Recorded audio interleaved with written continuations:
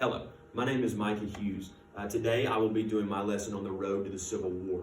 The primary source for this will come out of chapter 15 in the textbook, The American Nations. At the end, I will also explain and go through another activity that will coincide with this lesson. All right, so we'll jump right into it. All right, so today we will talk through chapter 15 and the road to the Civil War. I have put the keynote as well as any additional notes that will not be included on the keynote into Google Classroom for you so that you're able to have those. Some of the slides will appear, and I know it's hard to see, so that's why I've also put that in Google Classroom for you, because there are some specific maps that give you some direction and are able to show some color coding as to what specific places were and things along those lines. So that's why you'll be able to see that individually on your iPads. So I have placed all this in Google Classroom for you to access now as we go along. Also, if I do move a little quickly, you can raise your hand and tell me to slow down a little bit, or you can backtrack also there and take some notes as well for that. All right, so here we go. Chapter 15. Again, will be the road to the Civil War. We'll run through the 5 sections in this chapter and talk through them thoroughly. So, questions we'll encounter in section 1. Why did the issues of slavery flare up in 1819? What was the Missouri Compromise?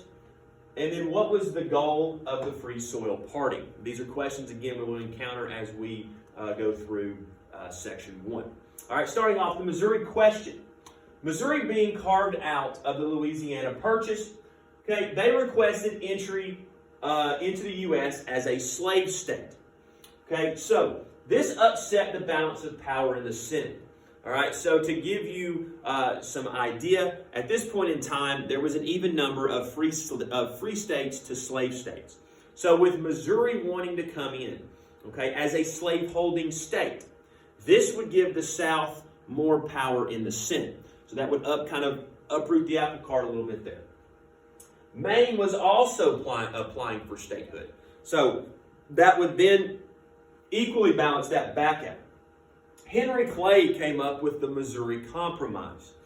Okay, this would enter Missouri as a slave state and Maine as a free state, which would then equal things back out. Okay, there was an imaginary line drawn along the border of Missouri. Slavery would be permitted south of that line, and then the obviously north those would be the free states. Okay, so that would be Henry Clay would have had come up with that Missouri Compromise in order to allow both Missouri and Maine to seek statehood there. All right, so slavery in the Mexican secession. Okay, so I've put in here MO, abbreviated that for obviously Missouri. Missouri Compromise applied only to the Louisiana Purchase territories. Okay, and again, you've got your map on here. And like I said, it's hard to see, but you have it on your in Google Classroom, so you're able to pull that up and see the different colors. And I'll talk through those here in just a second. All right, so what to do with the Mexican secession land?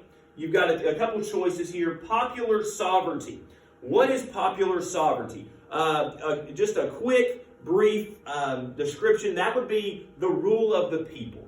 Okay? They would elect their own representatives and kind of make their own decisions in accordance with that. Okay? That was one thought right there. Or extend the Missouri Compromise line. So extend it west. Okay? So then, because again, as we said prior here, the Missouri Compromise only applied to the Louisiana Purchase territories.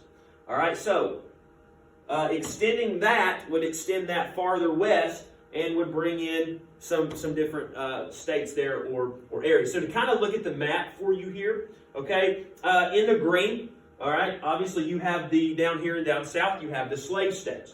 Okay, north of that, in that yellow, that light yellow there, you have the northern free states. Okay, the kind of light pink right there would be the unorganized territories. So there wasn't really at that point in time anything that had been put together here, and then these unorganized territories. In the purple, okay, you have basically it's Oregon country. Okay, it's U.S. and both British occupancy there, and there was a lot of kind of dispute there against some of those territories in that area. Here, where you have California, Texas, that was what was called New Spain.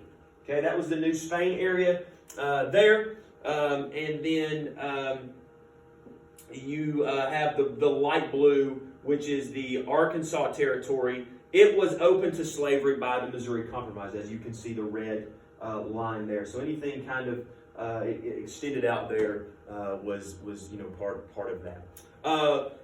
Wilmot Proviso, okay, here was northern legislation to ban slavery in all Mexican secession land. Okay, what this did was sectionalism was strengthened here.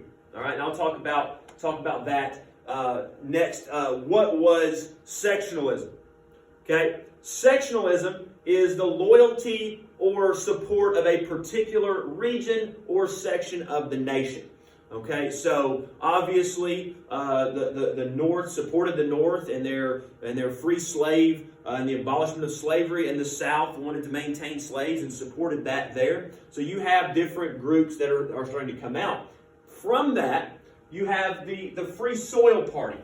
Okay, there was a great debate over slavery. This led to a new party. Okay, so you have your North who believes in the abolishment of slavery and the free men and free women. You have the South who believes in slavery and they want to continue that. Okay, anti-slavery members of both the Democratic and Whig Party come together here. Okay, so they're saying free soil, free speech, free labor, free men. All right, they want to keep slavery out of the Western territories. So they want to completely keep that out. Martin Van Buren was their representative, and he ended up taking 10% of the vote in the 1848 election. All right, so that there is the Free Soil Party. That takes us into Section 2. Okay, Section 2 would be, we'll talk about saving the Union. All right, questions we'll encounter during this section. Why did the slavery question arise again in 1850? Okay, how did the North and South reach another compromise? And then, how did the issues of the fugitive slaves divide the North and the South? All right, and we'll talk about that, like I said, as we go through Section 2. Seeking a compromise. For a short time, states entered the U.S. peacefully under the Missouri Compromise. Okay, they were entering peacefully. There was no, they weren't having to. There was no turmoil about it. Things were evening out, and states were coming in peacefully. California applies in 1850 with much debate. Okay, again, the balance of power would be threatened, much like when Missouri wanted in. Okay, that was going to throw the South over, but then Maine was able to come in and kind of counter that. Okay, with this, California applies in 1850. Again, with much debate. The balance of power, again, like I said, was threatened. Henry Clay and John C. Calhoun, they lead the debates here on this. All right, Calhoun urges the South to secede. Okay, Daniel Webster pleads, okay, to keep the Union together. So you've got the Union here. If the South were to secede, okay, they would separate. Okay, from the Union. They would completely separate and break off. Okay, so Daniel Webster is pleading, hey, let's keep the Union strong, let's stay together. Okay, they do come up with a compromise at last here. Henry Clay comes up with what's called the Compromise of 1850. California will enter the Union as a free state. Remaining Mexican secession will be divided into Utah and New Mexico. Okay, they can decide slavery issues on their own. So they're going to now let them in. Okay, they will let Utah and New Mexico in from the Mexican secession. All right, but they're going to let them decide. Hey, do you want to be a free state? Do you want to be a slave state? You can decide from there. Okay, the slave trade will end in Washington, D.C. at this same time. Okay, but there is a strict new fugitive slave law that will be passed. Okay, and we'll talk about that in the next slide and how that will cause some issues. Looking at the map here, okay, you can see it's broken down for you. Again, in green, you have your free states and territories. So the green is the free states and their territories. All right, you have the yellow, which is the slave states.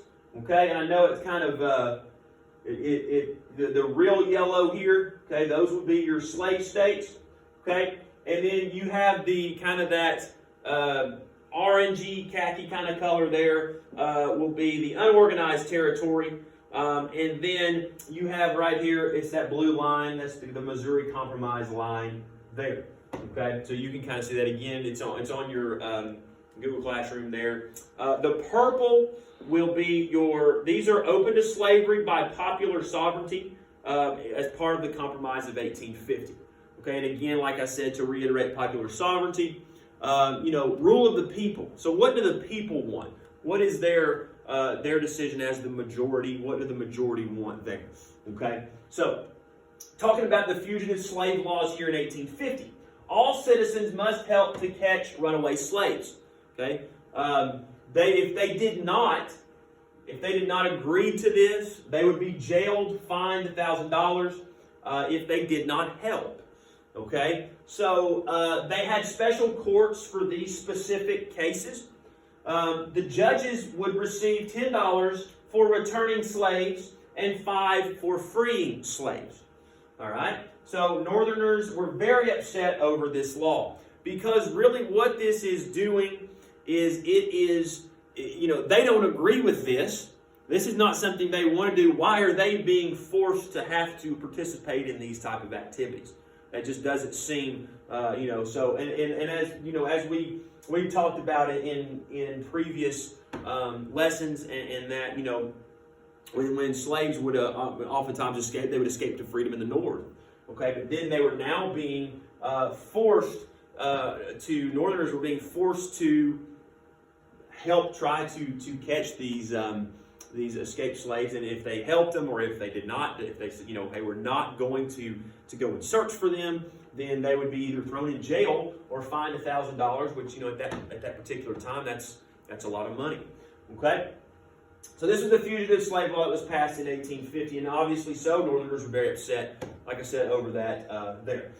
The anti-slavery bestseller. Okay, Harriet Beecher Stowe wrote Uncle Tom's Cabin. Okay, in 1852.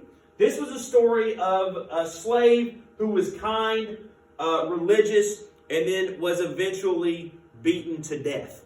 Okay, or whipped to death. All right. This was published worldwide, so it went all over the world. Published worldwide, and then something I want you to think about as a class, and from your own opinion. What effect does this have on foreigners' opinions of the U.S.? And in your thought, just pretend in your mind, that you don't live in the United States. You're an outsider. And if this gets pushed out worldwide, and you're somewhere in another country, and you read this, what would you think of the United States? What would you think, of that at that point in time? Okay? All right, section 3 here. All right, this is the bloodshed in Kansas. Okay, as we progress into, you see things are kind of starting to ramp up a little bit as we progress into, like I said, the road to the Civil War. As things start to progress, we're getting these little pieces here and there of issues and things that are triggering what is eventually going to blow up and really, cause the turmoil. What events made the issue of slavery emerge again in 1854? Why did pro-slavery and anti-slavery forces move into Kansas? And then how did Dred Scott's decision divide the nation? These are 3 questions we'll again encounter here in section 3. Okay, Kansas and Nebraska Act. All right, Stephen Douglas from Illinois proposed a bill to set up government in the Nebraska Territory. Okay, this would divide the territory into 2 pieces. Okay. Nebraska and or Kansas and Nebraska, okay, known as the Kansas and Nebraska Act. Okay, does this reverse the Missouri Compromise, or will it? Okay, Obviously, Northerners will be upset or are upset about this. And then slavery can now spread to lands that were decided or declared free earlier. Okay, so it is starting to extend that out west, and it is going to now affect these states that were already declared free prior to this. All right, so Bleeding Kansas. All right, pro-slavery and anti-slavery forces were sent. Forces sent people to Kansas to fight for control of the territory. All right, so now they're vying for control here. All right. There were strict pro-slavery laws that were established here in Kansas. All right. Moving to Kansas, all right, you have small, non-slave owning farmers. These are the people who were going to Kansas. Again, that was one of the questions: is why are both pro-slavery and anti-slavery groups moving into Kansas? All right. You have 1,000 abolitionists from New England who are also coming down, and what is called border ruffians. Okay, they are also moving into Kansas as well. All right, again, I talked about the strict pro-slavery laws established in Kansas, so they're very strict there. John Brown and the violence of Bleeding Kansas. Okay, so John Brown is going to play a big part here as we move through this. Okay, we'll talk about it here in just a second. Charles Sumner of Massachusetts spoke out against slavery and bashed some pro-slavery senators.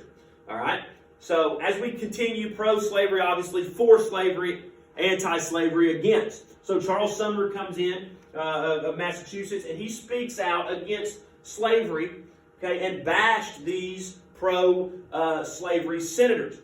All right, Andrew Butler in particular was one of the ones that he really bashed and talked about. So Andrew Butler's nephew walked into the Senate and beat Charles Sumner up. Okay, and there's a picture here that kind of depicts it, as you can see. His nephew was upset about this. Decides Charles Sumner is speaking on stage. He goes up there and beats Charles Sumner. So again, like I said, you have the picture there that kind of depicts that a little bit there. All right. So the Dred Scott decision. This is broken down into the issues as well as the decision. Okay. So we'll go kind of one by one here. Court decision that brought more friction. All right. Scott could not testify because he was not a citizen. All right. Dred Scott filed a lawsuit. Okay, so you've got the court decision that brought more friction. All right, Dred Scott filed a lawsuit. He lived in free territory once. Was he a free man? So that's kind of the thought. He lived in a free territory once. So was he a free man? And that's what the whole court case is about. Okay, to kind of get it broken down for you. Again, one more time. So the court decision that brought more friction. This court decision brought more friction. All right. Dred Scott filed a lawsuit about that and over that. He lived in a free territory once. So does that make him a free man? All right. Missouri, Wisconsin, back to Missouri. So he was in Missouri to Wisconsin, back to Missouri. All right, so the decision here, Scott could not testify because he was not a citizen. I read that earlier. Slaves were property. Okay, they were not considered, to be anything besides property in those areas. Okay, Congress did not have the power to outlaw slavery in any territory, so they were very limited there with that. And then the Missouri Compromise was unconstitutional. These were the things that were said. So again, you've got the issues that were put forth, and then the decisions that were made. Okay, so the decision, like I said, 1, Scott could not testify, okay, because he was not a citizen. 2, slaves were considered property. That was what they were viewed as. Okay. 3, Congress did not have the power to outlaw slavery in any territories. And then 4, the Missouri Compromise was unconstitutional. Okay? This is a portrait here of Dred Scott. Okay? As you can see. And again, like I said, you can see that clearer in your Google Classroom in the keynote there. All right, section 4. Republicans challenged slavery. All right, so questions we will see. How did a new political party take shape in the mid-1850s? How did Abraham Lincoln view slavery? So what was his view on slavery? And then how did the raid on Harper's Ferry deepen differences between the North and the South? Again, things are starting to come to a head. They've already started. Things are really heating up again. So the Republican Party, Whigs and Democrats, won't take a stand on slavery. They won't do it. They won't take the stand on slavery. Okay, so the Republican Party, you have Northern Democrats, Free Soilers, and anti-slavery Whigs. So you've got three kind of different groups there that all kind of make up that Republican Party. The goal here is to keep slavery out of Western territories. Again, we talked about with the Missouri Compromise and those things, and then the expansion of the lands that were seceded from Mexico and what to do with those, California wanting in. So things are progressing west. Okay, so how can they keep these slavery out of these Western territories? Okay, some people want to stop slavery as a whole. Okay, they want to stop it entirely. All right, so you have Abraham Lincoln of Illinois, 1858 in Illinois. Okay, Abe Lincoln versus Stephen Douglas for Senate. Okay, so he starts out running for Senate. Lincoln was raised in Kentucky. He taught himself to read and to write. Okay, he was admired for his honesty. Okay, and a good speaker. Okay, you guys all have heard Honest Abe and that, but he was also a very good speaker. He was very captivating and was able to hold the audience and really gain their attention. Okay, so the campaign here between Lincoln and Douglas. Okay, so you've got the Douglas on the train here. All right, Douglas was in a private car. Lincoln was in a public car. So Douglas, what that's inferring is, Douglas was up here, well-to-do, very, Lincoln was of the people. Lincoln was right there with the people. Speech-to-speech following here. Okay, so it wasn't like today where you can travel to one place, I'm going to go to speak in Florida, or I'm going to go here, and people would travel speech to speech. Okay, Lincoln challenged Douglas to a series of debates, which was very interesting at that point in time. Douglas said slavery is evil, but this does not matter when voting. Okay, this again did not play a part there when voting. It's just things again that were being said. Lincoln did not believe that African Americans were equal. He did believe they should not be slaves. Okay, so he did not feel that they were equal to the white people or the people then, but he did think that they should not be slaves. Okay. The John Brown's raid. So as we kind of touched on that earlier, I said we would talk about that as we got through this part here. Okay, so John Brown carried anti-slavery campaign from Kansas to the east. Okay, to the East Slave Revolts. Okay, Brown leads people to Harper's Ferry, Virginia. Okay, they raid the federal arsenal. Okay, so they go in and they're taking the weapons. That's what, you have an arsenal, it's got it's a building or a place where you store weapons. Okay? They ended up being caught and put to death. Okay, church bells rang in the North when he was put to death. Okay, convinces Southerners that the North wants to destroy all slavery. He ends up becoming a hero for the North, or for Northerners. Okay, so again, to kind of break that down for you, I know we put it into little bullets here to maximize our time. John Brown carried anti-slavery campaigns from Kansas to the East slave revolts. Okay, Brown leads people to Harper's Ferry, Virginia, and they raid again the federal arsenal. Okay, he was caught for this and put to death. Church bells ring in the North when he was put to death. This convinces Southerners that the North wants to destroy all slavery. So because of this, this convinces the Southerners. The North they want to destroy all forms and all kinds of slavery.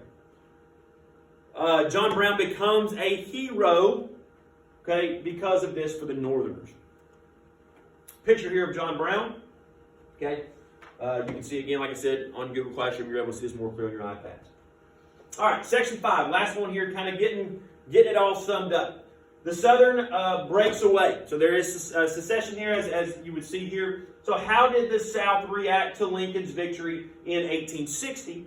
What were the Confederate States of America?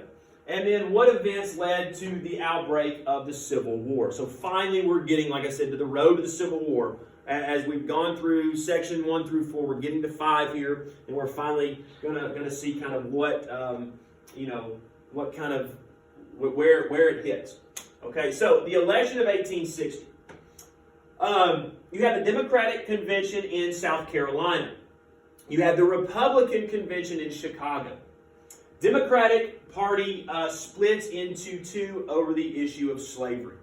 Okay, so you've got which is not going to help, because you're going to have one group pull from another. Okay, and you're going to see some of that here. So Lincoln runs away with the